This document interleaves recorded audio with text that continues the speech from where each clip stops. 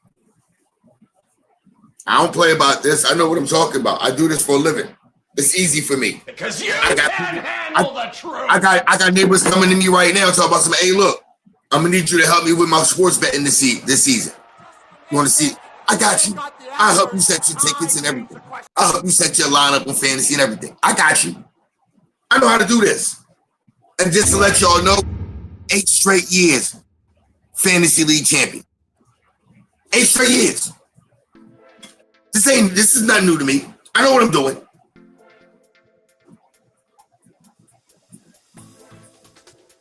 And what's so funny is, while I sit here and talk to y'all, do y'all know? And you see why I was like, I want everybody to know who's watching this right now. Y'all may have seen me and Kev talking birds going back and forth on Twitter, whatever. If y'all think that I have a beef with Kev talking birds, Kev was just here earlier. Yeah, I'm just saying. I don't think I have a beef with him, or I don't like him, or I got nothing but love for Kev. It's all love. This is what y'all need to understand on X. Yeah. Eagles fans, we different. Yeah. We talk shit to each other like this all day long. But it's all love, because at the end of the day, go Birds, baby. Absolutely. At the end of the day, it's go Birds. I got nothing but love for Kev. I understand his perspective, just like I understand with Quez. And once again, Quez, congratulations on your wedding. Wish you and your lovely wife nothing but the best. I hope the family is going to stay safe. All love, baby. Do you have a blessed and happy life with your wife, man? I really want that for you. But please don't think I got no beef with the Eagles fans, my Eagles fans. No. I love going back and forth. It's fun for me. I love it. Long as the interaction stays up and we all having fun, we all understand, ain't no disrespect, ain't no hate. It's all love. I ain't got no problem with nobody. I'm 45 years old. I ain't got time to be beefing. Hey, look, I'm like I said, OG status. I don't beef unless I need to. I don't need to. I ain't got no beef with nobody. OG status. I don't beef unless I need to. I ain't got time for it. Yeah. While everybody else bullshitting, I'm getting ready to sit here and roll the hell up. Because here in a minute, my ass is going to take my old ass to bed, at least for a couple hours, because I got to work early as a motherfucker. But I said this. I got to work 20 hours tomorrow, bro. For sure. I got 20 hours to work tomorrow, so. I mean, I said this. I think that this Eagles team right now, right, the biggest question to me right now going forward in the second game is the safety position, right? Because you need Andrew. Now, Andrew McCouber did have first-team reps today, which is good. We need him to have the first-team reps because, like I said, see, I would have kept C.J. Gardner-Johnson and just drafted Andrew McCouber and let him learn under C.J. Gardner-Johnson. And then, then if you want to get rid of him, cool. Like we did with Quinyon Mitchell. We let him learn under what? Slay, Bradford, right? 2 veteran guys, right? That's what I would have done. But you didn't do that, right? So now, Andrew McCouber, you drafted him in the second round. We know he has potential. We've seen him in college making plays all the time. We know he has that dog mentality. Can he live up to it? And this is where it's like, I love Howard Roseman, but it's like, did he mess up with this one, right? Because I'm hoping not. Because that's not even the case with me. With me, when it comes to McCouber, it's not even McCouber. This is where I'm at with it. My thing is, it's not McCouber we need to be worried about. It's not even Ringo we need to be worried about. Hell, it's not a Vic Fangio. That's all it is. It's Vic Fangio and defensive coaching staff. Can you coach the young guys that just came in? All you got to do is be in position, be where you need to be. Yeah. Do your job. It's just that simple. Stop worrying about what everybody else. Do yours. Focusing on doing your job and where you're supposed to be. And what I looked at as an example to that is Quinyon Mitchell, from the moment he got on the field, he did not look out of place. No. The moment it was him and DeJean on the field, whatever, nobody looked out of place. Yeah. It was because, and that was literally right after the bye week. That's when our defense took off. Yeah. And if you remember this, because this is the funniest part of this. This is why I love Quezzy, I love Kev, I love my man Weezy, Daga, and my man Hotter from Diamond. I love all these guys. Mm-hmm. But I was the one during the bye week last season that told them, y'all flipping out on Nick Sirianni for no reason. In my defense, I was one of them too. So yeah, I'm the one that's zero emotion.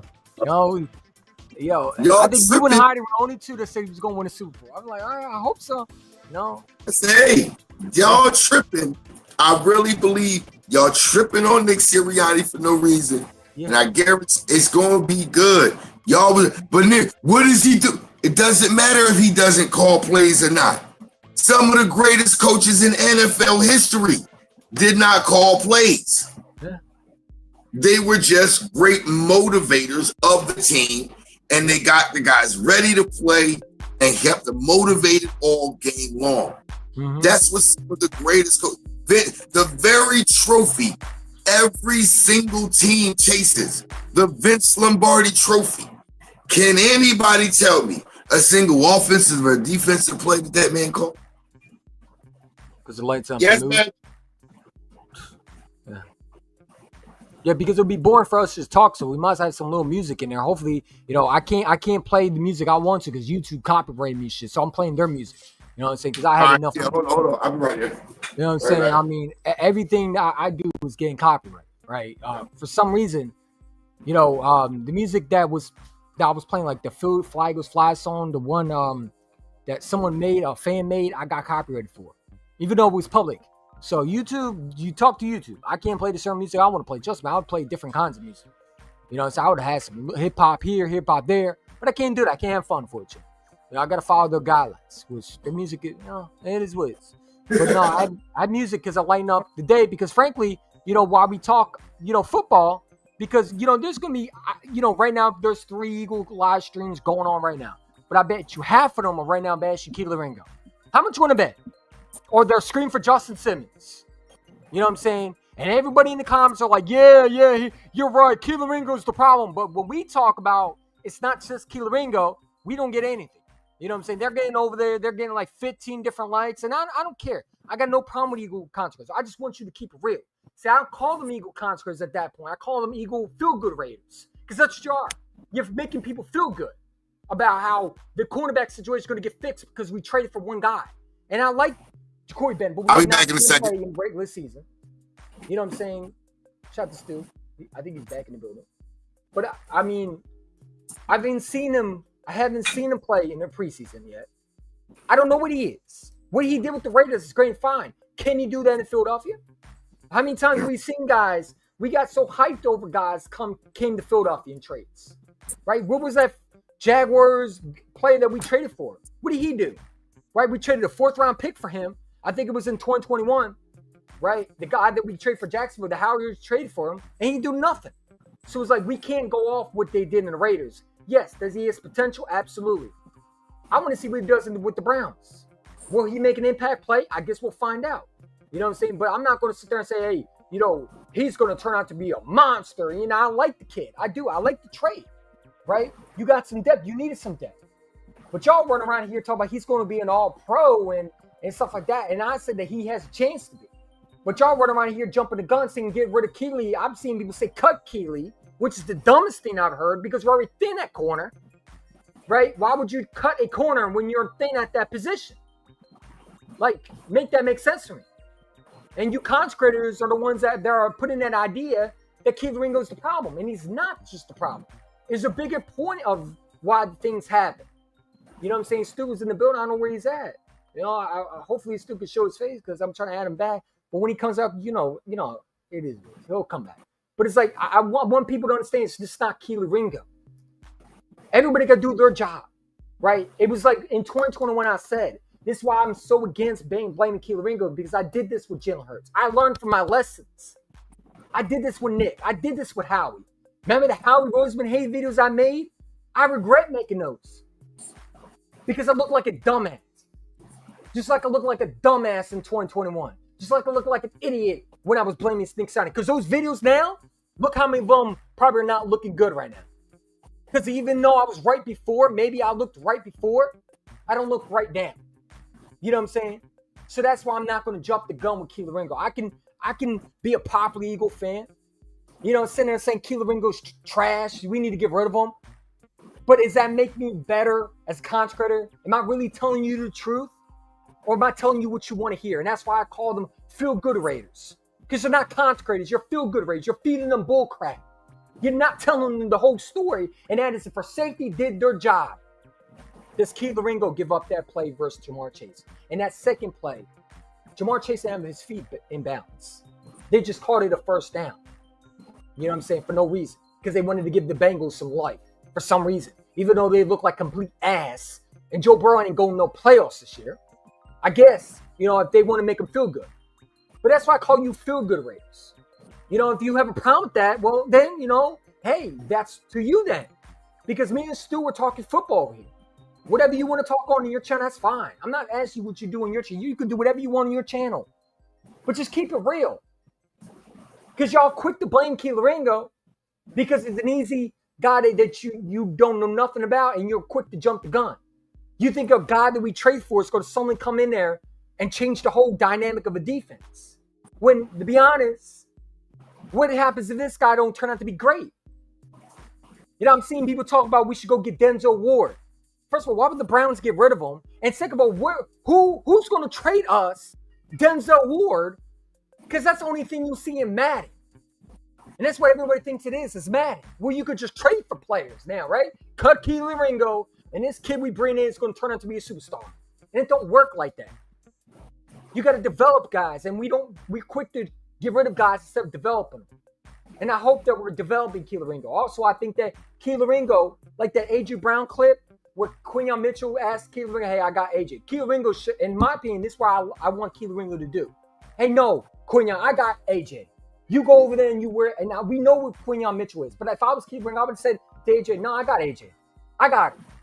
You know what I'm saying? You're good. I got him. I wish he had more of that. But I know he's trying to do his role because he doesn't want to step over toes. And I get that.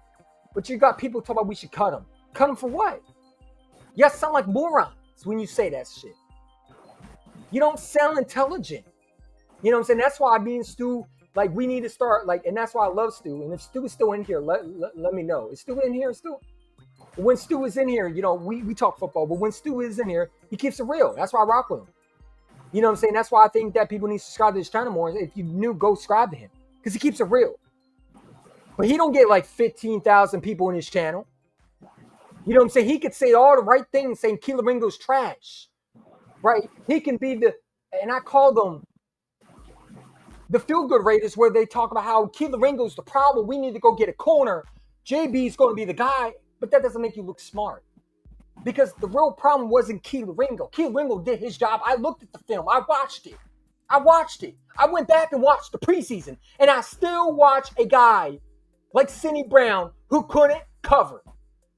So it doesn't matter what corner you put on the receiver. You can put JB out there. I'll tell you one thing. That Raiders safety wasn't worse than what Sidney Brown was. Because I think they have elite safety over there. If I'm mistaken, I think they have a safety over there. That's a lot better. You got to also understand this too. We're going back to what he did 2 years ago. Now, I like JB. I do. But I don't think he's coming in to replace Kelee Ringo. I think he came to replace Isaiah Rodgers. That's what I think. Y'all quick to say he's replaced Kelee Ringo. No, I think Adoree Jackson, if he don't show something to this week, I think his butt is gone. You know what I'm saying? I don't know if Stu's still in there. Let me know if Stu's in there. I'm going to bring Stu back on when he has a chance. But that's how I feel, man. We could talk all we want about Kelee Ringo. That is always the topic is Kelee Ringo. And that's where all these Eagle contracts, that's why I turn them off, man. Because you're not keeping it real with these fans, man. You're going to get thousands of views a day because you're giving Dan Silio takes. You're not being real. You're being what I call ESPN talking heads. Why are you not looking at the big picture? You just watched, well, we broke it down, but you just watched Sidney Brown get out of coverage. But you're quick to point the finger at number 7. Make that make sense for me. That's why I say some of y'all, like what Stu said. What did Stu say? He said, you're emotional female glitters. You're quick to jump the gun. And I think that people are quick to get rid of them. And I think that people need to understand that Kelee Ringo hasn't played that much as Sidney Brown has. I had enough of Sidney Brown. You know what I'm saying? If you want to get rid of someone, go. We need a trade, it needs to be a safety. If Angel Makuba can't start. Because other than that, who do you have other than Angel Makuba? You know what I'm saying? Where's Stu? I hear Stu in the background. Stu, are you still there? Oh yeah, I'm here. Okay. But like I said, like if I'm the Eagles and I'm watching the Browns, I'm looking at a guy like Grant Delpit. I think Grant Delpit would be a guy I would love to have. I'm looking at Grant Delpit, but here, this is another thing. It's better than when Eagle fans thinking we're going to get Denzel Ward. Like I saw an Eagle fan say we should trade for Denzel Ward. In what world are you going to get Denzel Ward? You're not. Let's be real. But here's the truth of the matter. Go ahead. Truth of the matter is this: if you really want to believe that Kelee Ringo's not the guy, and if you think the front office is saying that Kelee Ringo's not the guy because they brought in Jacorian Bennett, I will pose to you this: what would say Kelee Ringo's not the guy more than bringing in Jacorian Bennett, the best player on a shit defensive secondary, or bringing in Asante Samuel Jr.? Well, no, I got a better one. Then why didn't you draft a corner? You had Will Johnson on the board, right? You could have had Will Johnson on that board. Will Johnson looking like a dude over there in Arizona, right? If you wanted a corner, why didn't you draft one? That's what I'm saying. That's what I'm saying. But that's what I'm saying. If they didn't believe that he could be the guy, would they have brought in somebody that like Jacorian? Well, people don't understand that Jacorian Bennett, he was the best safety on a bottom half defense, on a bottom half of the league defense. And that's what we're praising. That's what we're hoping to be the savior is. Like, I don't get that. Not only that, he's coming in. He's got to learn the defense. He's got to learn the signals, the language, all of that. But guess what? Whether y'all realize it or not, Kelee Ringo got to jump on everybody else at the position that's trying to come for it. He's got to jump on it. So if that's the case, if they really didn't believe that Kelee Ringo was going to be somebody that they can believe in going forward, don't you think they would have brought in somebody more significant? So all of this getting Kelee Ringo's not the guy. I'm sorry. Show me where the front office or the coaching staff don't think he is. Because I distinctly remember, and correct me if I'm wrong when I say this. If I'm correct, it was John McMullen that asked Vic Fangio, what is it that Kelee Ringo needs in order for him to be a starter in this league for this team? That dude lost me when I quote, Vic Fangio said, all he needs is reps. And you know where reps come from? Coaching. So it's on the coaching staff to give him reps. Yeah, this is the same dude. So therefore, this is the same dude, John McMullen, who didn't even know who Jordan Davis was. Like he literally saying, well, he don't rush the passer. Dummy, we didn't draft him to rush the passer. We drafted him to stuff him up. We wanted him to be a run stuffer and to clog up the middle so everybody else can rush the passer. That's what that was.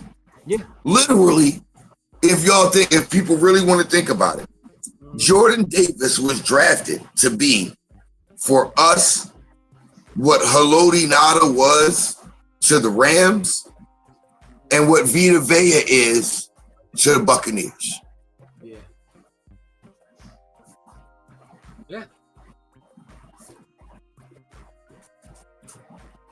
right? As if we didn't know that was his skill set and who he was coming out of college at Georgia. We knew this. So anybody who sat there and said, oh, he's a first round bust because he's not a pass rusher. If you say he's a bust because he's not a pass rusher, obviously that tells me you don't understand the job of a defensive tackle. Yeah. Defensive tackles aren't drafted to be pass rushers. Now, there are those that actually have the ability to do it, but that's not what defensive tackles are drafted to do.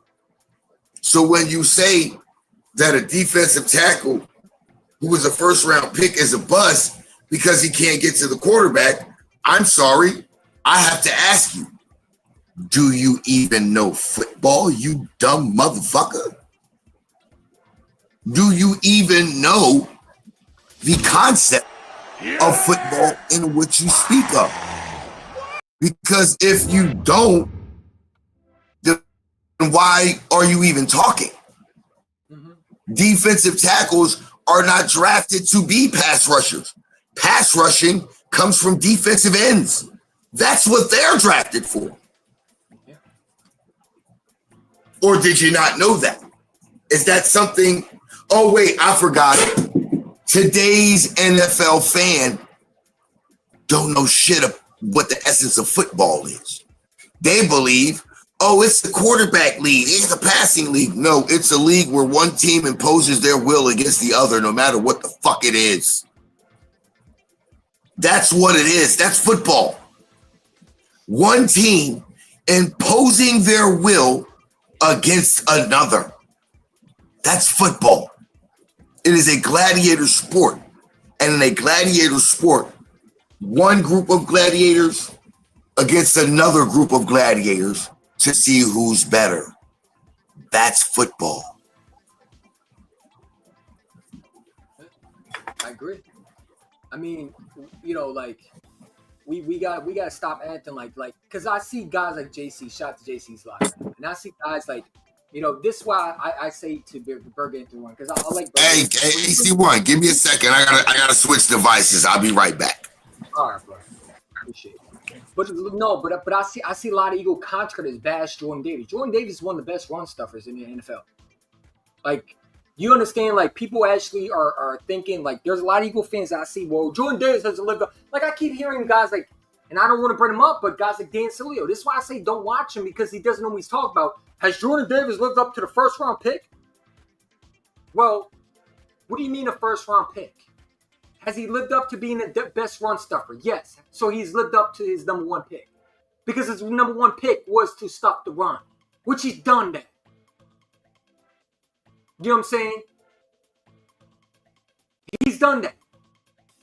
This is why I say it's great to act like you know football, but when you don't know the positions and you're not understanding what the positions are, you really don't know football. You're just talking. Because Jordan Davis wasn't brought in to shut down the quarterbacks. He's not a Jalen Carter. Now, I've said this about Jordan Davis. He does need to get in shape. And I think he's going to have a better season. I think he's going to have a Fletch Cox type season. I think he's going to be a better player if we can develop him. And when I think that getting his fifth-year option underway, having hit a fifth-year option is going to give the Eagles at least 2 years to see what he is. Because you got him this year and you got him probably next year to figure him out, right? So the pick up his fifth-year option is huge. Because I like the fact that we picked up Jordan Davis' fifth-year option. I'm not one of these guys saying, well, we should have picked him up. He shouldn't get paid. Well, then you're more. Because, I'm sorry, but when we didn't have Jordan Davis, we were getting smoked. That's why you had to bring guys like Nick Dominic Sue. Because at the time, number one, you didn't have a great defense corner, Jonathan Gannon. And number two, your run defense was lacking. Jordan Davis provides run defense that you need to stop running backs in this league. That's why teams in the AFC don't have the defense we do, and they can't get to a Super Bowl. Like, for example, if the Ravens drafted Jordan Davis, I think they would be able to get further because they don't got a guy like that. Jordan Davis, you know, when I hear people say, well, he has lived up to the first-round pick, well, what's your definition of a number one pick? Mine is, what was he brought in to do? Stuff the run. He's done that. So he's lived up to mine. You know what I'm saying? Maybe not lived up to yours, because you don't know what you're talking about, and you're one of these goofy clowns that's saying, well, he needs to sack the quarterback. Well, didn't you not see the NFC Championship game when he did sack Jane Daniels? And you got to understand, not every time, and this is why I love the conversation, because people always talk about sacks. Not everything's about sacks. Sometimes being able to be on the field and creating that one-on-one offensive line for Jalen Carter to get through, or giving guys like Milt Williams a chance to make plays, is why you get paid in this league. Because not everything is sacks. For example, Vince Wilfork was not always the sack guy, but he did create a lot of pressure for offensive linemen to stop, which allowed other guys on the New England Patriots to get those one-on-one, offensive line to beat them. To get and while you thinking and while we talking about it, let's go back to the NFC Championship game. Which I think they were so focused on doubling up on Jalen Carter. There was a crucial play in the second half when Jalen. Remember, we got the ball to start the second half. They got us on the 3-and-out. Well, guess what? It was a second down play, and guess what? Jordan Davis gets the sack. Why? Because they were too busy worried about doubling up on Jalen Carter. They didn't even think about Jordan Davis, and Jordan Davis went and got the sack. Next thing you know, it's 3rd and 20. Everybody pays attention. Jordan Davis was not drafted to be a pass rusher or a sack guy. But during the second half of the season, Jordan Davis started to get in better shape and started to be more productive. I'm telling you, he's going to have a Fletcher Cox type year, bro. I think he's going to be better. Jordan Davis getting ready to break out this year. Yeah. Jordan Davis and Moro Ojomo, they get ready to show people this year. And this is what I want other people to realize. Moro Ojomo is somebody that nobody should sleep on, because Moro Ojomo was actually more effective rushing the passer last year than Jalen Carter was. And people don't even realize that. Moro Ojomo actually had more pressures on the quarterback and was more effective getting pressure on the quarterback last year than Jalen Carter was. Mm-hmm. So this is the thing about it. And actually, not only that, he was actually rated higher than Milton Williams was too. And he played less snaps. So if you're going to give that guy more snaps and more of an opportunity, I would dare ask NFL, are you ready? I'm gonna get my Triple H show right now. Are you ready? Listen.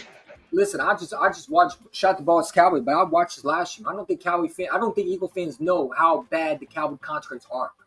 Oh no, I know. I'm Boss Cowboys fans. Shout out to. Matter of fact, let me go ahead and do this a little bit more. And it's like, I know. He's not a Boss Cowboy no more. He's Boss Show Me now. It's Honest Cowboy now. It's Honest. Yeah, yeah. Cause see, here's the thing about it. Look, and I shout out to Boss. Shout out to Rome, the Cowboys fan talk. Shout out to DMV Fanatic. Mm-hmm. Shout out to those guys. Law Nation. You know, I want to shout out to Game Time Brian and Mark Holmes. I want to show those guys some love, because I'm gonna tell you right now. This season, I want y'all to understand, Eagles fans. Our Cowboys content creator counterparts are going to be in misery this year. Yeah, imagine us having Angel Booth over Ringo. They're going to be in misery, and I'm gonna tell you this right now. It's their own fault, because too many of these goofies literally bought in to the company BS. Now, I'm glad that the people that I just mentioned over in Cowboy Nation, they're not the goofies that don't understand what they see. They can actually look at what they see and immediately adjust their expectations. And these guys, immediately after the week one of the preseason, these guys immediately said, yeah, bro, we got a lot of work to do. They understood that Don't matter what Jerry Jones say, what the players say, none of that in the media. What Brian Schottenheimer? Nah, man. They're starting to understand what it looked like, and they already know that what they got right now, that ain't it. It's one thing when they sit there and they got all hype about what they were seeing from their team when their team was playing, when their offense was playing against their own defense. But then it got switched up real quick when they realized, oh, wait a minute, we're not playing against our own players. We got to play against some other dudes, and this ain't gonna do it. So I got to give them credit. They understood that, hey man, this ain't it. But at the same time, they got to understand this gonna take them. It ain't gonna happen for them this year. They're gonna be either in third or fourth place in the division this year. And like I said, I'm telling you right now, man. I'm not sleeping on the fucking Giants, man. I'm not. I'm sleeping on because I don't think they got a quarterback, man. I don't think Russell Wilson's it. It's not even that with me, though. It's not even that with me. Shador Sanders look better to me than Jackson Dart. He does, but here's my thing. That's not even it's that defense. That D line, that's that front seven that they got. But I'm telling you right now, that front seven, if Dexter Lawrence can stay healthy, and Thibodeau and Carter can produce, bro, it's a problem. Ain't a problem for us, man. They might be that front seven could pose some problems. Now their secondary is still suspect as a motherfucker. I ain't gonna front. They suspect. That secondary, I'm sorry, I'm not impressed. And they O-line, I'm not impressed with their O-line either. So for the most part, I'm not saying that for us they're going to be a problem. I'm just saying for some people that come in there against the Giants half-stepping, that defense might goddamn get up on you and make you feel some type of way. At least from a front seven perspective. Now, as far as us, I ain't worried about it at all. And everybody's sitting there. I hope nobody's panicking about this Landon Dickinson situation. Yeah, that's huge, man. No, it's not huge. You don't think so? It's a concern. It's a concern, but it's not a major concern. And this is what I keep telling people when it comes to what's going on in the trenches, especially from the offensive side. Ladies and gentlemen, please keep this line in your mind. If they are coached by Stout, I have no doubt. I said this early in the beginning. Okay, that's great. Stoutland can coach, but it's like Landon Dixon. We're not going to act like Landon Dixon ain't the best right guard in football. No, he's the best left guard in football, but here's what I'm saying. Here's what I'm saying though. So it's like what I'm saying though is now if it's on now if this injury is on the longer side of it, now I got an issue. But if it stays on the shorter to the middle side of it, I'm not worried. It's a minor concern, sliding to a medium level concern. But it's not a major concern because I believe Coach Stoutland, whoever he has that he's going to have fill in there, is going to be coached up well enough per game to be able to get us through. You trust the offensive line that we drafted? Do you think they can step in? I do. Look, what did I just say? If they coach by Stout, I have no doubt. I'm not worried about the O-line. Yeah. Coach Jeff Stoutland is there. Those kids are in Stoutland University, and from day one you get there, it is no holds barred, no mercy, relentless, get the fucking shit right. What was Landon Dixon? I know that's the coach I got. What pick was Landon Dixon? Landon Dickinson was a second-round pick. Okay, but here's my thing. This is why I would disagree with you, Stu, and this is why I rock with you because we disagree and agree. But at the end of the day, we could come to our neutral ground. Would be, I don't think that Landon Dixon. like if we can, let's say for example, right, the best scenario is we get him by, let's say, the Broncos game. Do you trust one of those, let's say, offensive linemen like Matt Pryor or someone like that to fill in, or a guy like Steen? You know, let's say Yes. Steen has to go week 1. You trust him to Yes. step in and be okay, and there'll be no issues. Because Yeah. we've seen I'm not saying that. like, I'm not saying there's going to be zero issues, but I'm going to say there's going to be minimal issues. And here's why. First of all, Tyler Steen's going to be at the right guard. If anybody's going to be at left guard that I think Stout will put out there, will be Matt Pryor, because he is experienced playing in the guard position, experienced playing for Philadelphia at the guard position. So I'm not worried about that. And Stout knows how to goddamn get him to work. So I'm not worried about that. That's why I'm saying when it comes to the O-line, okay, cool. Certain guys are down. I know we have depth on that O-line, and Stout is not treating any one of those players or coaching any one of those guys in that O-line room like they're not starters. He is coaching every one of them like, hey, bro, you may have to start, bro, so I got to get you right. So I'm not worried about that. So everybody else in a panic over it, I get it. I get it. That's Landon Dickerson. Ain't nobody you gonna find that's gonna fill in. That's gonna be Landon Dickerson. Not arguing with you there. But I'm confident that whoever Stoutland puts there will be adequate enough to get us through until he's back in the lineup. So that's my whole thing with that.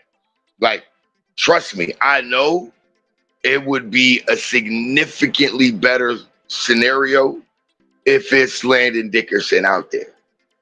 And I'm not going to deny that. And trust me, if we can have him out there, he ready and healthy, full go week 1, I'm on cloud 9. I'm at the top of Mount Everest planting the flag, you know what I mean, saying the Super Bowl repeat. I got to take a minute, realize that, hey, look, we had a shorter off season than a lot of teams. So some guys can get nicked up early. Got to hold back on it a little bit and understand that, look, give it some time. But at the same time, I understand it's O-line. Nah, I got Jeff Stoutland as my O-line coach. So these boys is going to be ready to play, whoever go out there. So anybody who's nervous about that, let me go and tell y'all, man, calm it down. Simmer down now. We all right. We going to be straight. Like Kendrick Lamar said, we going to be all right. We going to be all right. I don't see us, like, unless it's like within the first 4 or 5 games, we may lose one, maybe. But I don't see that really, because I'm sorry, if we fully, I'm going to tell you right now, if we get to that Tampa Bay game and everybody healthy, Tampa Bay going to get their ass whooped. That's going to be an ass whooping for Tampa Bay. Tampa Bay going to get their ass beat. Everybody was like, oh, y'all didn't beat them last year when y'all played them. Yeah, no A.J. Brown, no Devontae Smith, Lane Johnson not at right tackle. Fuck that. We see them this year fully healthy. They getting their ass whooped because when we seen them earlier in the 2023-2024 season when everybody was healthy, look at the score and what happened to them. We put a belt to their fucking ass behind the goddamn woodshed. Don't nobody want to talk about that though. All they want to talk about is the playoff loss, and they don't want to talk about the fact that, oh, key players weren't even on the field. Yeah. So, like I said, all these media dudes, they narrative people, they not trying to tell you the real. They not about the truth, tell you the truth. Yeah, I want to do that hiding for this week, man. I want to see if Stu can come on. All 3 of us can just watch the game together and clap. No, I'm shit. Even if it's not local in my area, I'll sit right here with y'all. Shit, I ain't got no problem with it. I'm with it. Because whatever it is, I'll be watching some game that's on TV. Mm-hmm. You believe that? I'm gonna be watching some kind of football that's on TV. If it's football on TV, oh, believe that. I'm gonna be here watching, and I will hop right on the stream. Because Because Stu's favorite quote of the day. This is how I know how he's coming all the time, man. And I have half the brain that you do. What did he say? You try Yeah. to make me look like a jackass, but you know and I know that you Shit, only yo. half the man Because that see me, I am. I just like the thing about it is with me, And I man, have half the I brain. grew up, you know what I'm saying, and all the time, depending on where I was living at the time, Eagles wasn't always on TV. Yeah. It was different teams. So you know what? I was like, fuck it.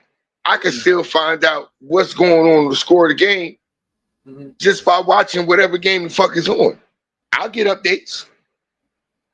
So I just watched whatever team was playing that didn't matter to me. I knew what I was really paying attention to, but whatever game was on the TV, oh, I'm cool with it. I'm just watching football. And then it got to a point where I started to think about it. Well, like, shit, this could be somebody we playing against at some point. So now let me actually start paying attention to everybody. And that's what it was. That's where I fell in love with, like, not just being an Eagle fan, but being a fan of football and the process of actually becoming the best player that you could be, the training camp aspect, the get enamored by 40 times and measurables, that the things that they see at the combine and stuff like that. No, that's because you guys are worried about looking at athletes. I don't want to watch an athlete. I'm looking for football players. And that's what I'm looking at when I'm watching players. Which one of y'all are actual? That's why I love when they kept talking about Smitty being all small and how he was undersized. And his response was, do you want a bodybuilder or do you want a football player? That was his response. You want a bodybuilder or you want a football player? Because that's the difference. A lot of these GMs and front offices, they get enamored and they get so fixated on these athletic aspects. Okay, cool. They're athletic. Are they football players? There's a difference between being an athlete and being a football player. And that's why that's why I fell in love with this, the small details of football, because it lets you know, okay, this guy's an athlete, that guy's a football player. And then when you hear people talk about the game, you automatically hear in your mind, okay, he's just a fan, but that's a football guy. That's a football guy, right?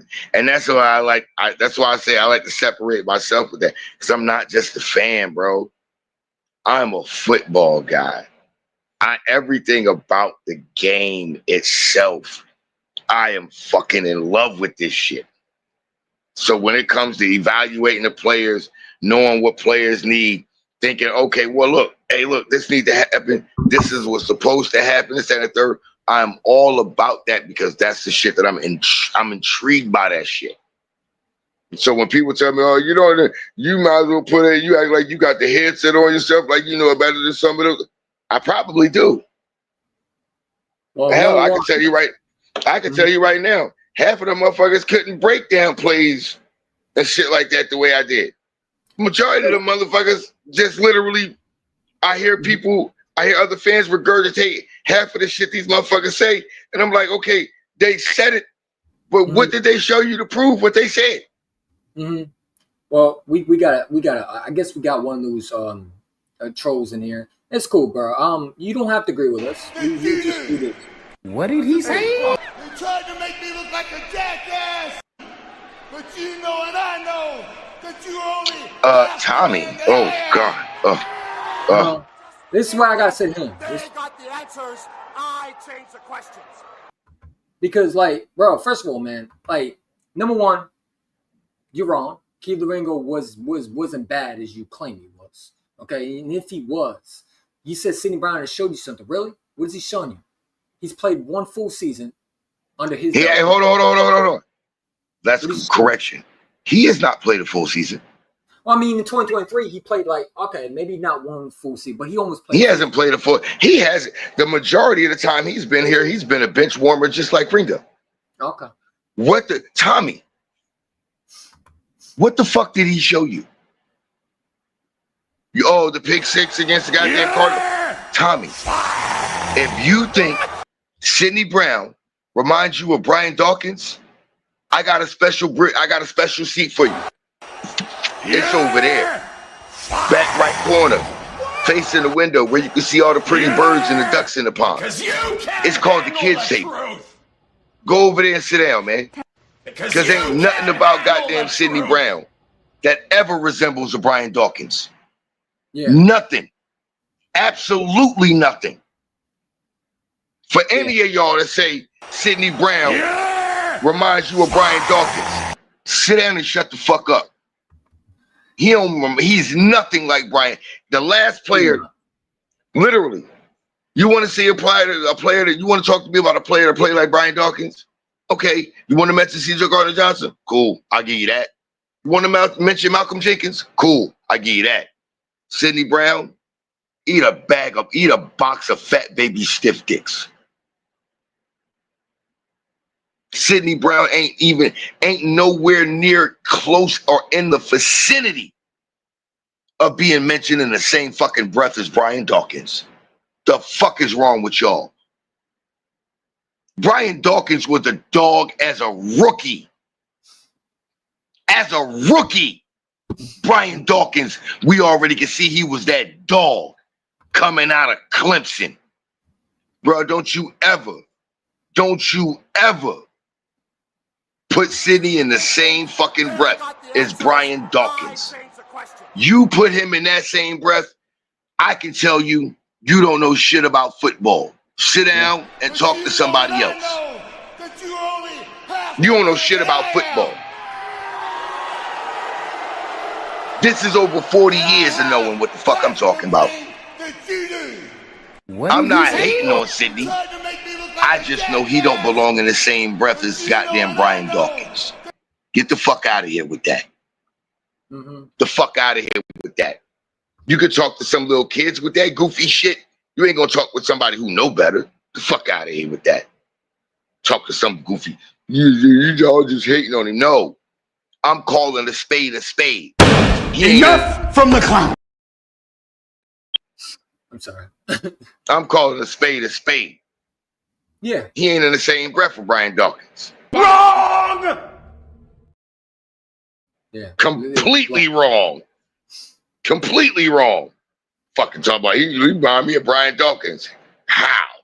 In what? What you just said is one of the most insanely idiotic things I have ever heard. At no point in your rambling, incoherent response were you even close to anything that could be considered a rational thought. Everyone in this room is now dumber for having listened to it. I award you no points, and may God have mercy on your soul. Exactly. Tommy, all of that was for you. All of that was for you. Because my favorite Because you audience can't handle the truth. Because you can't like handle the I try to figure out. This is for Tommy too. Yeah!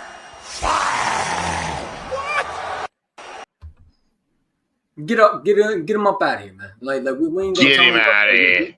Sit him up out of here, man. We ain't got time for stupid. Listen, man. Like this is why you need to go find a new channel, because if you want to hear booger eating fat talk and takes with these, I call them as a perfect example of a feel good Raider, because that's what you want. You want to say Kelee Ringo's the problem. Kelee Ringo's the problem. It's not Sidney Brown. Everybody's just bad. It's number 7's bad. Well, then you're on the wrong channel, buddy. Because we don't do here. You know, if you want to hear, if you want somebody to say something that's gonna make you feel good, to make you feel good about how you feel, you might want to go somewhere the fuck else. Because I ain't that dude. Like, and I'm not. I got a cousin that does content on YouTube, and she will tell you, I am Mr. Fuck Your Feelings. So don't come in here if you want your feelings coddled with me. No. This is why I love Sid Justice, man. My favorite quote. But you know and I know that you are only half the man that I am. Goddamn, they don't want this work. And I have My goddamn half the cousin brain Sonny will tell that you. do. My cousin here, and he is Mr. Fuck Your Feelings. So if you gonna see if you sensitive, you don't want to be around him because he don't give a damn about your feelings at all. Yeah, you about to make me grab a beer. Sit back and The matter. tell me. Because if you because let me tell you something, like this is what's going to happen. I mean, you know, and Stu and I have been talking about this, but we might start a channel because listen, if anybody these goofies can start podcasts, we can start a podcast too, right? Because y'all can start podcasts and shit like that. You get 1,000 subscribers. I mean, all we got to do is tell you what you want to hear. But see, we don't need to do that. We're not going to do that because listen, I've said this all along. If I have to do the goofy route where I have to get 1,000 subscribers to get recognized, just by telling y'all what y'all wanted to hear, come on now. Nah. See, here's the thing about it. That's the problem with a lot of fan bases. That's why I love our fan base, yo. Because we not the type of motherfuckers in this fan base to tell you what the fuck you want to hear. If you looking for a motherfucker to tell you what you want to hear, you don't want to sit around Eagles fans because we don't give a fuck about what you want to hear. We're gonna tell you the real. Some Eagles fans you may agree with, some of you ain't gonna agree with. But guess what? At the end of the day, it's all Eagles fans. And and I'm not gonna lie, there's some Eagles fans out there where I sit back and I listen to them and I go, man, what the fuck are you talking about? But at the same time, it's their thing. I'm not hating on it. But at the same time, I'm gonna do me, and I'm not gonna be like that. I'm not gonna tell you what you want to hear. I'm the controversy. You looking for controversy? I'm Mr. Controversy right here. I want all the smoke. I want it all. Because I promise you, you can't change my mind to this shit. There is nobody that you can find. Nobody that can come on this platform right here and out-talk me in football. Nobody. Nobody on this planet that you can come and get out-talk me on football IQ and X's and O's. Nobody. And I'll stand on that. Yeah. I mean, I don't know what you would say. I mean, people are going to talk crazy. Brian Dawkins was inducted in the Hall of Fame in 2018. So, what does that have to do with it? Okay, and are you like before I go off? Are you saying he's better? Are you saying because if you're saying he's Cindy Brown, like here's what I want you to tell me. Yeah, no. Gregory is actually making our point. Gregory's making our point. Mm-hmm. That's what I want to know. I want to know where he's coming from. He was making our point. Gregory's making our point. Then my fault. Brian Dawkins, yeah, he was making our point. Brian Dawkins my fault. was inducted in the Hall of Fame right after we won our first, actually the weekend, we won our first Super Bowl as a franchise. Mm-hmm. Sidney Brown ain't nowhere near that. No, it's not. And I keep hearing people say that stuff, including Eagle fans. And it's like, y'all need to stop doing that. Like, you know, I'm hearing people already saying that, you know, Sidney Brown is just he wants to hit someone. Well, there's a difference between hitting someone and being undisciplined. I love the physicality when a player wants to hit. Cool. But the thing about it is to go with it. The controlled discipline, and not only the controlled discipline, but being in the position to do your job where it doesn't put your team at risk. Yeah. That was the one thing that Brian Dawkins was the greatest safety at. He did his job. He played with instinct. He could hit, but he never was out of position to where he hurt his team. Yeah. That is the difference. Sidney Brown couldn't put all of that together for one season if he fucking tried. Yeah. Here's why.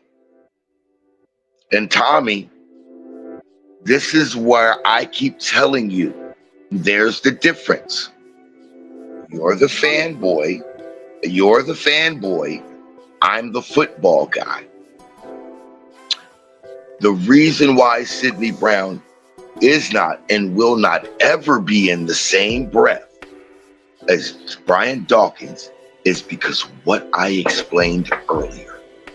There is not enough time on the field honing and working to get better at his craft for him to ever be on Brian Dawkins' level.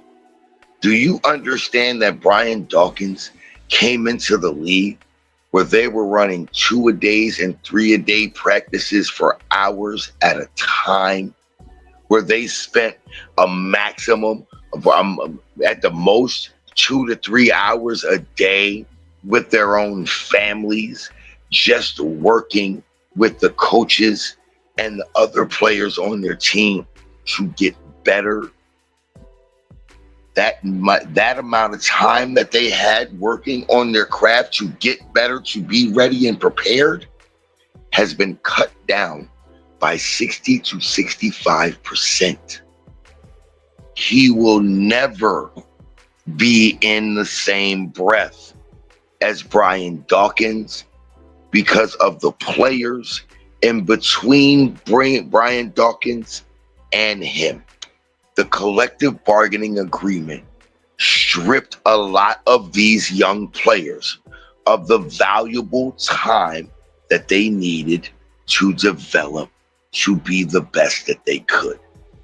Stop putting Sidney Brown in the same conversation as Brian Dawkins. It's not even close, and it never will be.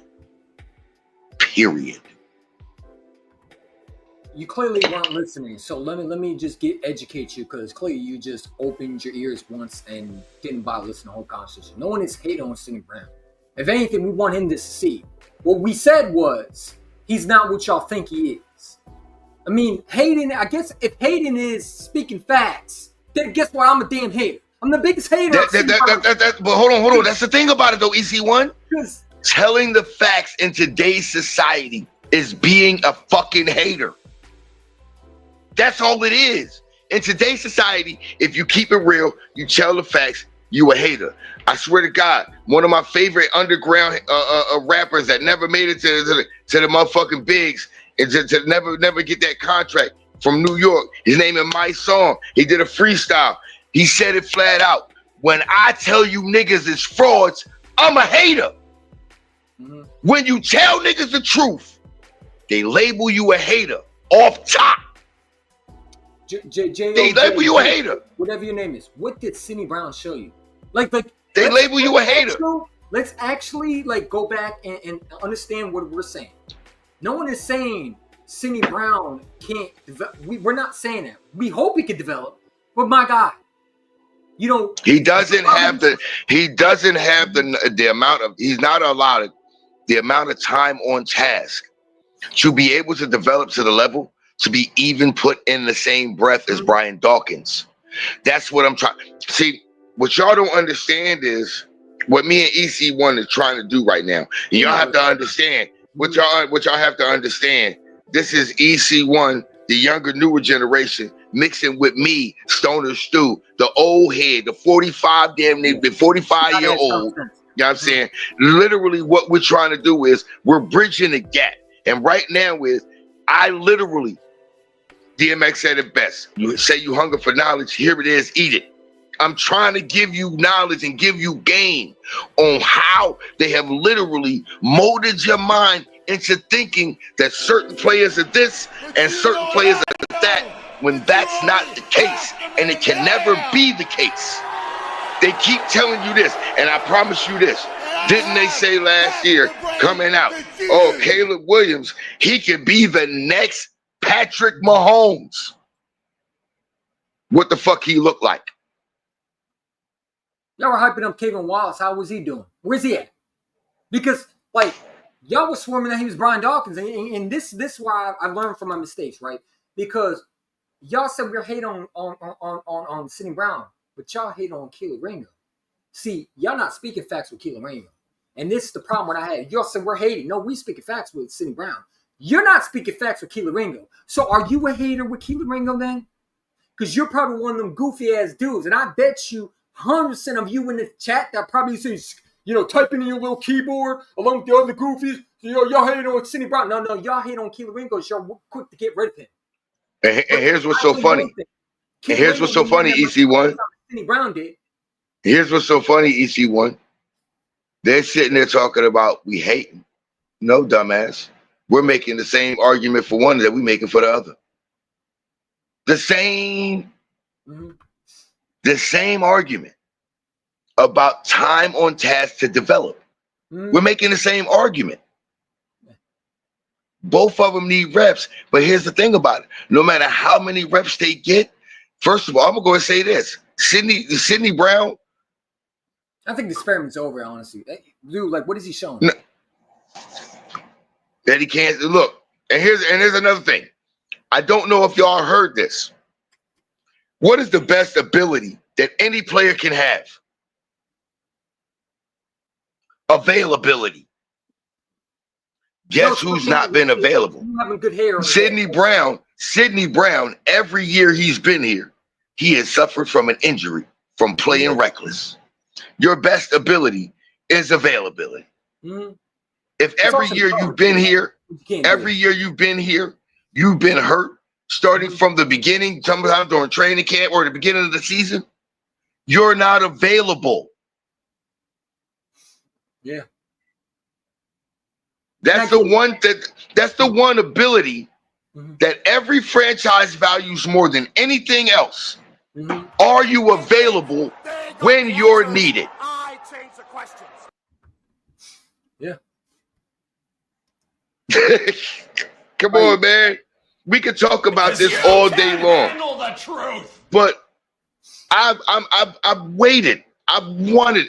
We said it last week when we was doing this. Now we're saying it again. I am challenging someone. Please come debate me on this. Tell me where I'm wrong so I can show you that I'm not. This is what I do. I've been doing this over 40 years strong. I'll give Kevin talk burst because he was challenging you. Oh no, man. No, but me and Kev, this is not the first time. Me and Kev do that shit all the time. I know. But I love it with Kev though, because Kev is fun to actually go back and forth with. Absolutely. Because the passion that he speaks with. Absolutely. And it's not like Kev don't. It's not like Kev don't know what he's talking about. Kev knows what he's talking about. He knows football, but I like to see why people feel like Kelee Ringo isn't doing what he's supposed. Because when I watched the film, it's like, okay, and that's but I don't think that's. I think the whole getting the reps and the looks in practice and not being able to be out. I think the time on task and the reps and the things that he needed hasn't been given to him. So he hasn't been able to develop and improve. You gotta think about it. We had Slay and Bradbury. Then we brought in Isaiah Rodgers. And then we bring in Quez and Cooper DeJean. Now we got Slay, Bradbury, Quez, Quinyon Mitchell, Cooper DeJean, Isaiah Rodgers, and Ringo. And you still got Eli Ricks and all these other dudes. They just throwing everybody in the mix. Who's ever going to really have a chance to really separate themselves? And then on top of that, with Rodgers, Bradbury, and Slay, they're already going to get experience seniority. And then Quinyon Mitchell and Cooper DeJean, they're going to get draft seniority from the round that they were drafted in. So that's automatically going to push him back. These are things that that average fans are not understanding that this is what happens. And so his development got slowed only because, let's not forget, how many times did I say this? Over the last 2 collective bargaining agreements, their time on the field to practice and hone their craft has been cut down by 60 to 65% over the last 20 years. So these guys now coming into league They don't have the time on task with coaches running 2-a-days and 3-a-days for a few hours where they're really working on it and actually doing what they need to do to get better. But we get mad at the guy because he's taking lumps from some of the best receivers in the league. Mm-hmm. What? And then the very same coach that said, "Oh, I put him in that stressful situation for a reason because those things are going to have to come up and he's going to have to learn how to deal with them." Yeah, he could have did a better job, but that's good for him. It helps him develop faster. It helps him develop more because he already said, what does he need to be? He needs reps. He needs them reps. And with them reps, you got to take them lumps. Y'all think back in the day, them players that was first and second and third round picks, they wasn't taking them lumps early in camp and in practice and in preseason? Oh, yes, they were. But that's part of the process. You got to take them lumps. The thing about it is, with Sidney Brown, my thing is this. 3 straight years, we have watched him be playing. Whenever he's out there, he's reckless. He's not playing with controlled discipline. And that's something that at this point, not only that, he's constantly getting himself injured, playing with his hair on fire, not playing discipline, and just trying to lay the big hit. Fire, I don't think he plays with his hair on fire. I think he's the one that gets burnt. When it comes to him playing the deep safety and trying to go make a hit, he plays with his hair on fire, and he just tries to, but he is not. You know how many times I watched him try to play with his hair on fire, make a big hit, and actually get just completely whiff? Yeah, I mean, dude gets blown up. But there are times, hold on. I gotta say, there are times with Sidney Brown. Sidney Jones is crazy. And that's another person that never got the proper time to develop and give him a chance to actually be who he was. He was the same after the Achilles. He didn't look yeah, no, it wasn't that he wasn't the same after the Achilles. My thing is this. The fact that they brought Ronald Darby back and didn't give it to Sidney Jones to actually play. And then the fact that another thing that really tore me up about that year, hell, Ronald Darby was gone for 10 games. Hell, Rasul Douglas stepped in and he played perfectly fucking fine. We didn't do bad. When we traded Jordan Matthews for him, man, I was happy as hell. I did not want us to trade Jordan Matthews. I would have rather us trade Jordan. Here's the reason. Here's the reason why I would have rather. You could have hated Jordan Matthews all you wanted to, but leading into that season, he was our best receiver for 2 years straight. I mean, come on, Stu. That was, come on, like, dude, he was our best receiver. He couldn't draft receivers, man. He was the only one. But hold on, we also had Zach Ertz and Nelson Aguilar in them. He was still the only one that was consistently open. Let's not get it confused. Let's not get it confused. If he's the only one getting open, he also had the most dropped balls out of any receiver we had, didn't he? That 1 year. No, he didn't. No, he didn't. A lot of footballs, bro. He dropped some, but he didn't have the most drops. It was still Aguilar. He was all right. He was good. Aguilar was the one that had the drops, and him and Dorial Green Beckham. Oh yeah, him, winner right there. We traded Dennis Kelly for him. I don't want this. Dorial Green Beckham. I had potential for him. That guy I thought was going to be nice. You know, it's Isaiah Roger, Darius Slay ship that has left the port of his signed deals with Minnesota and Pittsburgh respectfully. Be happy for them. We need some Vic. Why would I be happy for them? I don't care about No. I will be happy for them. Because you know what? Why am I being happy for them?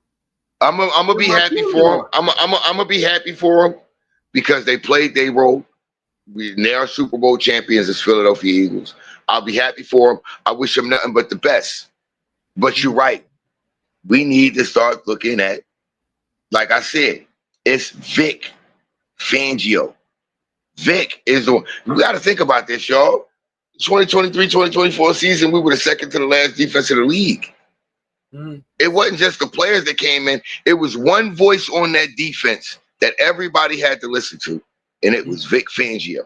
All year long, you heard them defensive players on the D line, on the secondary, at the linebacker position, all talk about how vital Vic was and how he's a no old school, no nonsense. I'm gonna give you the answers to the test. Be where you got to be when you need to be here. That type of football coach.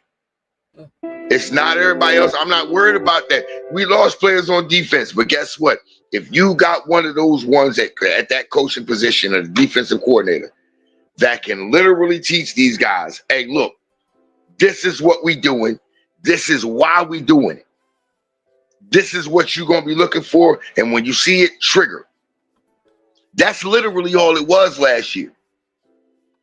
Everybody played their role. When the ball came out, everybody triggered to the ball and hunted. That's all it really is, man.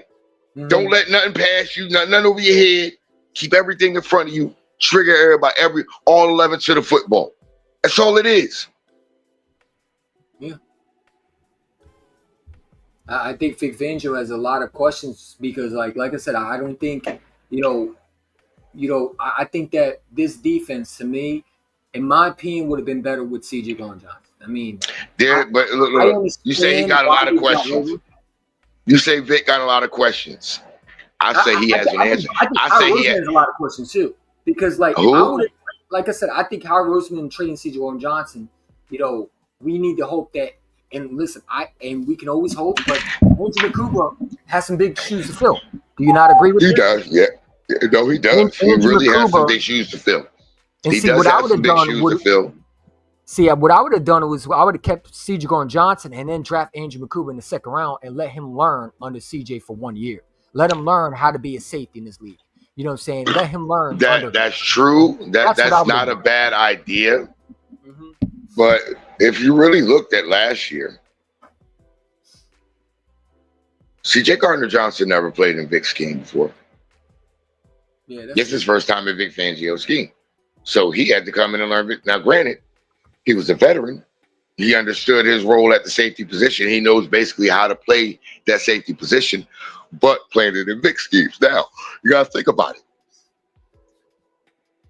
I'm not saying he's at the same level, but the same skill set. If you look at Buda Baker / C.J. Gardner-Johnson, you basically got Andrew McCouba. That's basically Andrew McCouba. He's just in a smaller frame. My thing is this. I don't need you to be the hitter. I don't need you to be that loud talking. I just need you to be that guy that's in position where you're supposed to be at. That's all I need you to be.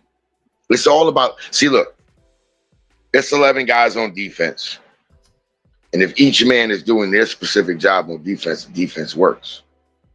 If it's 11 men on offense, every man on offense has their own individual job to do. If they all do it, the offensive play works. All I need, like I said, it's on Vic to me. Cooper DeJean, Quinyon Mitchell, they got the skill set. Those are the first and second round pick. Well, guess what? Andrew Cooper's a second round pick. I mean, he's got the skill set. But there's another answer to the equation that we're all forgetting about. And guess what? He's out there practicing. The other answer to that question is Jahad Campbell. And that's what everybody keeps forgetting.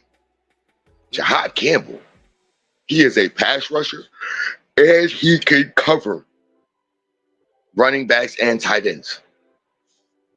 Andrew McCouba is part of the answer, but the other part of the answer is Jahad Campbell. And what everybody else seems to forget, there's the dark horse sneaky answer that everybody's leaving out. And that would be the very person that I said last year, I wasn't happy with the pick, but come around full circle a year later, oh, he about to be a dog. Jalix motherfucking Hunt. Jalix fucking Hunt. Isn't he a third round pick? Yes. Yes, he was. He was our third round pick. So why can't Sidney Brown not be just like Jalix Hunt, man? When he's supposed to be an early third and Jalix Hunt a late third. So late third is better than the early third? Okay. Here's the difference. Here's the difference. Jalix Hunt started out his college football career as a safety moved to linebacker, and then converted to a pass rusher. Mm-hmm. There's the difference.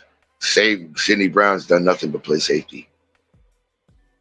No, he should be a So linebacker.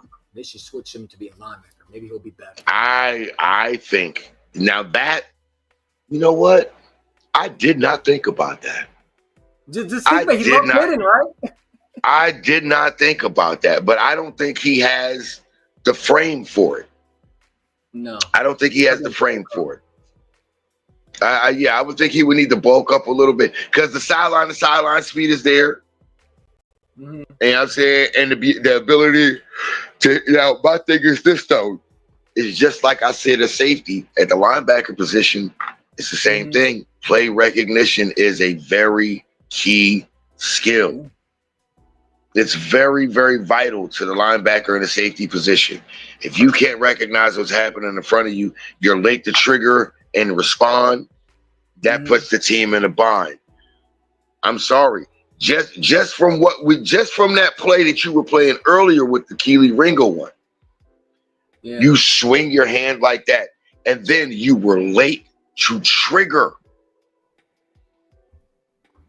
You already knew that the ball went past you. Your play recognition should have already told you to trigger and take off, considering you were already playing with the leverage to get out there. Mm-hmm. Yeah. Actually, no. Actually, when I think about it, no. No, he wasn't playing with the leverage. He played inside leverage, which was actually pretty stupid. He actually said you tweeted. He gave Joe Burrow and Jamar Chase the answers when he didn't need to. He gave them the answer to the test. The moment he jumped up there, and he jumped in front of the goddamn tight end, and he was on the inside. First of all, you're a safety. You're coming on zero coverage, but your original assignment was a deep coverage. Why would you play to the inside when your help is to the inside? You play with outside leverage to force the receiver to the inside where your defensive help is. Why? Yeah. What? Oh my God. That's why I say noticing the alignment, the splits, knowing how you're supposed to play, the leverage you should play with, it all matters. That's where the football IQ comes in at. That's where I say play recognition from a safety position is vital, and he just simply doesn't have it. Yeah, doesn't have it. And he doesn't have it. And not only that, and here's the funny thing about it. He doesn't have it because he doesn't have time on task to be coached to recognize what he's doing. It's not his fault. It's really like, that's the thing about it. I'm telling y'all this shit to tell y'all it's not even these players' fault that this is the way this is the way it is. It's not even their fault. It's the players before them and the NFL's Players Association that came up with these bullshit collective bargaining agreement. You want to have a good collective bargaining agreement? Tell those motherfuckers, goddamn, to get rid of goddamn franchise tags and get rid of that 5th-year option bullshit. Why should keep popping on the page? Get rid of that shit. Guaranteed contracts for NFL players. Get rid of the goddamn franchise tag. Yeah. That if you want to do something, if you're a players association, do something that benefits the players. They're not doing it. Okay, Greg. Because of a dominant D-line or expected linebackers play, we can wait to develop youth to plan on a rookie to a 3-year contract cheap. This is why we're happy finally get paid. Okay. Oh, you know what, Greg? I don't necessarily disagree with that. But my thing is though, he's not. He's talking about. Okay. He's talking about that, but at the same time, he's actually explaining where it could be beneficial that way. But at the same time, it's a beneficial. He's explaining that it could be a beneficial thing, but at the same time, Greg, I would say this: if they had more expensive to me, because look at his contract and how much he's making. You're not making it. You're not. You trading him didn't give you any cap space this year. So you're looking at maybe 2 years. You know what I'm saying? Where you could just kept him No, on the no, roster. next year, no, Yeah, next year. Okay, next year. Next year you could have next traded year. him, right? Because now, and I think part of it was, if I was the Eagles, I would have kept C.J. Gardner-Johnson because I think that was the reason why, some of the teams were taking safeties because they knew he needed a safety. If you kept C.J. Gardner-Johnson, you could have, you might have were able to get at least 2 safeties, or could at least, kept Andrew McCooper, let him learn on the CJ, and then trade him. And Andrew McCooper would have been already good, for next year. Look at I'm gonna give you a couple of theories. I don't know this to be true, but these are just my theories, real quick on this one. First of all, I'm gonna go ahead and say this: they had to get rid of C.J. Gardner-Johnson. This is theory 1. There is one player in this league that C.J. Gardner-Johnson does not motherfucking like. And right before they traded C.J. Gardner-Johnson, that motherfucker became a member of this goddamn division. And that motherfucker is Deebo Samuel. You know goddamn well. He don't like goddamn Deebo. He ain't like Deebo since goddamn 2022 NFC Championship. Isn't that good for us, though? Like, how would that... No, it's not. But he's on the Eagles, though. He's on the Commanders, so he would have extra motivation. But here's why that's not good. What's the one game we lost during the final stretch of the season where C.J. Gardner-Johnson got kicked out of the game? The refs were horrible in that game, and they literally kicked him out for no reason. But now it's somebody he got a legitimate beef with. Hey, you think they ain't gonna be motherfucking eyes on that? Not only that, number 2, I think personally, Brown has beef with the Commanders all the time. You see how he's torching cornerbacks over there. He has beef with Marshawn. Get rid of it? No, we can't. But Marshawn Lattimore, we all know Marshawn Lattimore's a hothead. Yeah. We all know that. Marshawn Lattimore is a light-skinned version of C.J. Gardner-Johnson. So it's easy for AJ to be able to keep a cool head, do what he do, and get him kicked out of the game. As far as the other way around, to see if AJ getting kicked out. But I don't agree with this right here. CJ's too expensive. I don't think he's too expensive. I think they got rid of him because Fangio didn't like the way he came. You gotta understand, right? And this where I think Fangio does not like guys who are off the field, and that's what C.J. Gardner-Johnson was his own guy. Right, you couldn't control C.J. Gardner-Johnson like you could control someone like Quinyon Mitchell. You could control someone like A.J. Brown, right? C.J. Gardner-Johnson was a guy that says, "I'm going to do what I want. I'm going to play the way I want, and if you don't like it, you can kiss my ass." That's how his mentality works.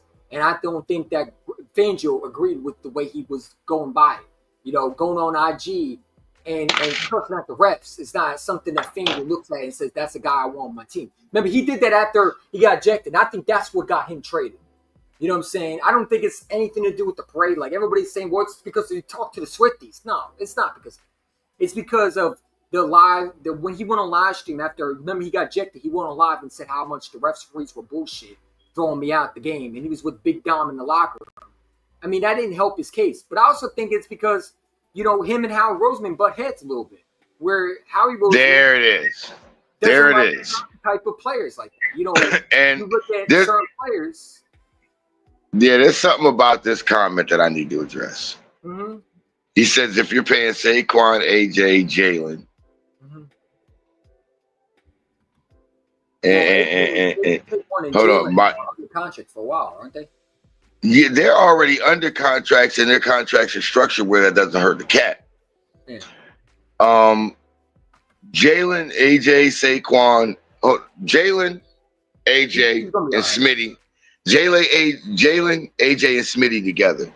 Their cap hit against the cap collected together is the same amount of Dak Prescott's hit one this year.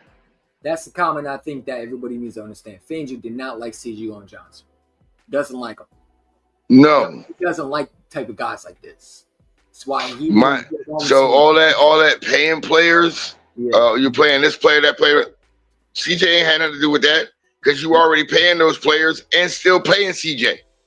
I don't think Howard Roseman wanted to get rid of CJ because if you notice Howard Roseman Howard Roseman honestly did No, not- Howie never wanted to get rid of him. Here's why Howie didn't want to get rid of him. Fangio. I think Fangio wanted him out, but here's the thing. Okay, you want to see Jaquan Johnson out.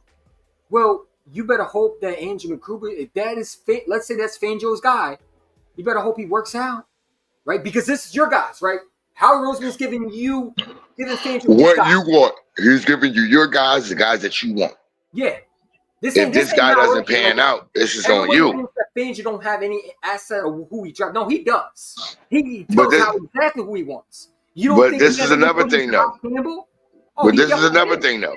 This is another thing, though. And this is something that I think it was very vital that I don't think a lot of people paid attention to. Mm-hmm. Remember when Slay's goddamn last podcast right after we won the Super Bowl when he was talking about like that when Slay was talking about who could be leaders and the next leaders up in the locker room. Well, he did mention Reed Blankenship. No, he did mention him. He did mention CJ. Yeah, he did mention Reed Blankenship. He didn't mention CJ. My thing is this. Did Slay already know that CJ was on his way out? Did Slay already know that? I think because here's the thing about that. You don't make that statement knowing that that's one of the guys in the locker room who literally during the season was one of those guys who was a vocal leader. You don't say that and not mention those leaders and not mention his name if you don't already know something. I'll give you one better. Remember when CJ had a podcast with Ryan Clark and he said that he almost got in a fight with one of them. I guarantee that one of those fights were either one of the safeties that we drafted. Because if I had to put if I really had to guess who it would have been, you know what I'm saying, would have been one of the guys that he probably got they got playing time or something like that. And he didn't like, because like who would he be going after? I think that him and Slay, in my opinion, this is how I feel. I think him and Slay did not get along with each other. And I think if Slay came back, CJ was already out that door, right? You saw it, and this is where and you and I might have disagreed with it, but when you saw them have autographs, you saw CJ staring at Slay like in like I hate you type. Because you know when you hate someone, you're going like this. You're going to them, and you're going like. You cutting that side out like nigga. If I had a chance, you cutting that eye. Look, you cutting that side. And like nigga, let me get one shot to punch you in your motherfucking mouth. God damn it, I'm gonna do it. And I think that if Slay did, and this is where I think Slay screwed himself, was not because of the CJ comment. I think it's when he went after Jalen. That's when Howard said, "I'm not bringing you back." If he didn't make that comment, I think we would have brought Slay back. It's just you can't bring someone back who said that. Hey, I don't think Jalen's a top 5 or something like. Why would you say that when you're about to leave? If he just shut his mouth after that, he would have been back in Philadelphia. The reason why I don't think we brought Slay back was because, number one, because they had nothing to do with money, because they could have brought him. I mean, they paid Bradbury, so they had money. It was because you can't bring someone back who took a shot at your quarterback that's supposed to be your franchise. What would that say to your locker? You know what I'm saying? That's true, but that's true. And I ain't going front. I'm not even going front. Now, hold on. And now that you mention it, remember back when Michael Parsons was talking about the top 5 quarterbacks? And that wasn't one of those top 5s? And that wasn't one of them top 5? Yeah. Yeah, Mr. Banana Pudding, I call him. Shout out to Joe. Yeah, I had to laugh at that shit. I laughed at that shit. Because that's what he was. Like, everybody liked him because of his white bread and banana pudding. And I get it. He was a leader. Now, I'm like, listen, I can say Slay, he brought a lot to this team. We knew what it was like to not have corners. You know what I'm saying? And I think that's why people are so upset with Kelee Ringo, because they are afraid that we're going to have a bad corner. Because, we've been through the worst. Like the Leotis McKelvin. Who was the guy that we had in 2008?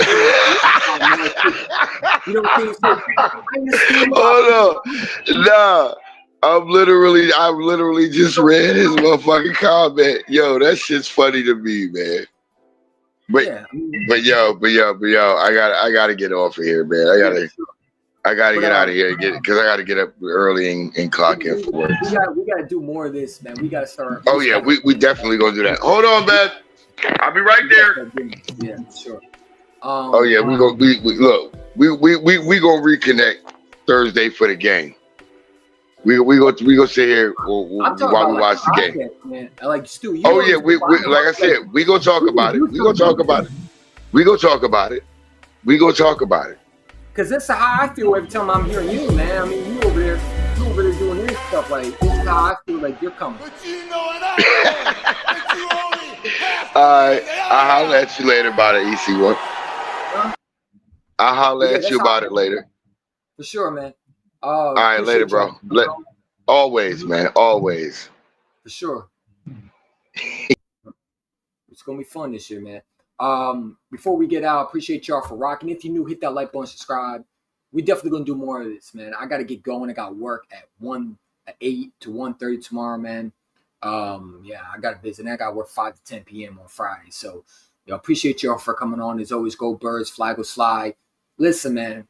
Just because y'all have and listen, we can all disagree and agree. At the end of the day, I bring all my philosophies. I bring the guys that I bring some point of views. At the end of the day, this is how I feel. People might not agree with it. I don't really care. You know what I'm saying? At the end of the day, it's all about how I feel. And this is why I created my channel, man, because a lot of people ain't going to agree with me. At the end of the day, you don't have to agree with me. This is how I feel. This is how I look at things. I don't look at myself as a big content creator, but I'm going to bring the energy every day, man. Your boy EC1 rock with me as always. Flag was fly. If you are new, Twitter account, in case you want to follow me. If you want to add me, it's at MYOB. Mind your own business. I like that one. Mind your own business. That's why I call it MYOB. Because motherfuckers don't know when to mind their business. MYOB 78768.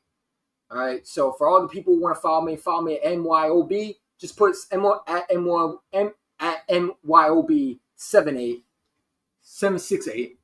And yeah, you should be following me there. I mean, I do have IG. I don't really use it that much. But that's the best place to find me is MYOB78. It should pull up my Twitter account. Follow me, like, subscribe. Always share this content. As always, go Birds, flag was fly. Peace out. Peace out to everybody in the chat. Peace out to all the subscribers and moderators. Did their job. Shout to the moderators as always. Flag was fly. And we out, man. Go Birds.